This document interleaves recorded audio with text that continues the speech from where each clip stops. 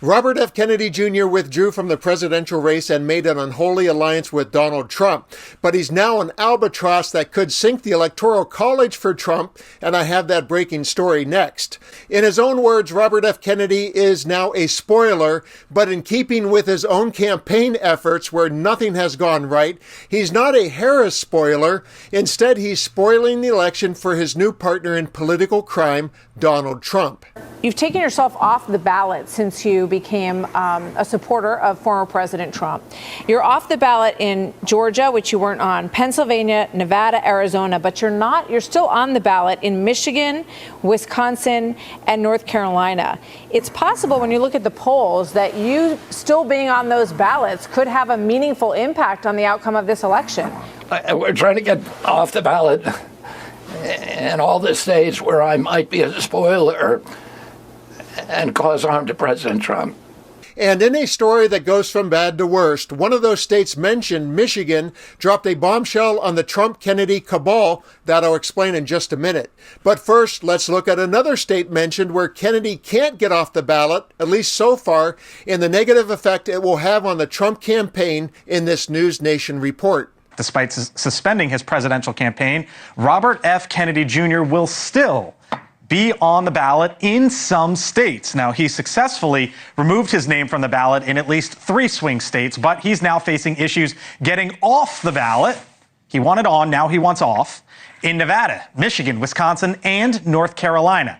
Kennedy, for example, is now suing North Carolina's Board of Elections after it refused to remove his name from the ballot. All right, so ballots actually go out in North Carolina at the end of the week, on Friday. So that was part of basically the central crux to all of this, why he couldn't get his name off, even though he wants it to be removed. So here's, for example, a sample ballot. And you can see what it looks like. It's not just Kamala Harris, Donald Trump. You've got, for example, RFK Jr. and Nicole Shanahan there. Look at the Libertarian candidate, Jill Stein from the Green Party, others as well, so on and so forth. So that is pretty close to what it's going to look like in the state of North Carolina. Now, what about the polling there? You can see how close this race is right now. So when you looked at the three-way with Robert F. Kennedy Jr.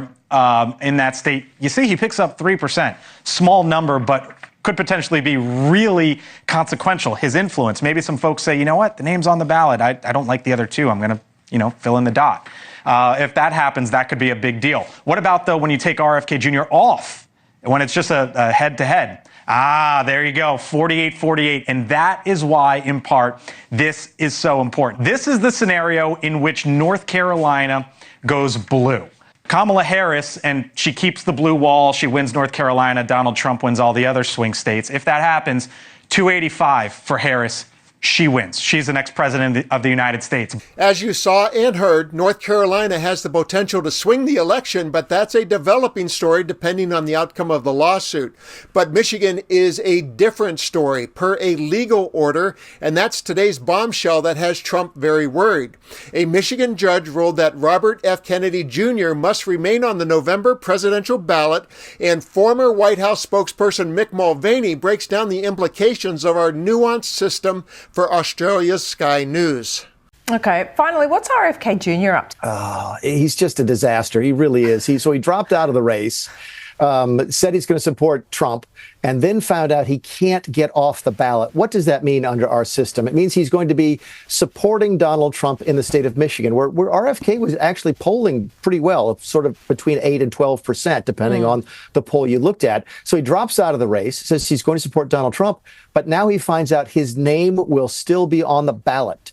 So when voters go in November and see the names they can vote for president, it will be Kamala Harris, Donald Trump, and RFK Jr. And that's going to confuse voters, and they might still vote for RFK instead of voting for Donald Trump, which is what Kennedy says he wants. So the Kennedy campaign has been a disaster from the very beginning. They've not been very sophisticated. They could still play a spoiler role, but not for the reasons that they anticipated. So just how soon before we start hearing Trump's wild narratives that the judge who ruled against Kennedy in Michigan is crooked and the state's election is rigged? If you're like me, you're probably enjoying this twist of karma because Donald Trump and Robert F. Kennedy Jr. have very little in common and have said awful things about each other. So we knew from the start that their bond is intellectually dishonest and their relationship is transactional. So how ironic would it be if Kennedy's appearance on any state ballot ended up turning the election? And by being a spoiler against instead of for Trump, he accidentally served the Kennedy family legacy of upholding democracy. I'm Dan, thanks for watching, and let's continue to uphold and occupy democracy together.